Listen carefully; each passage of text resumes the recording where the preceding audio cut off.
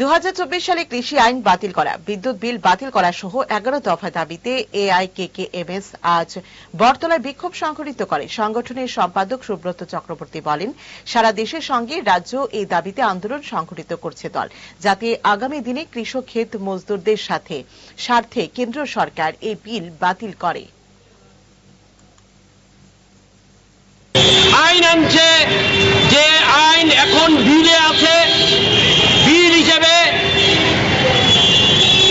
একটা আইন এনেছে যেটা কৃষক স্বার্থ বিরোধী।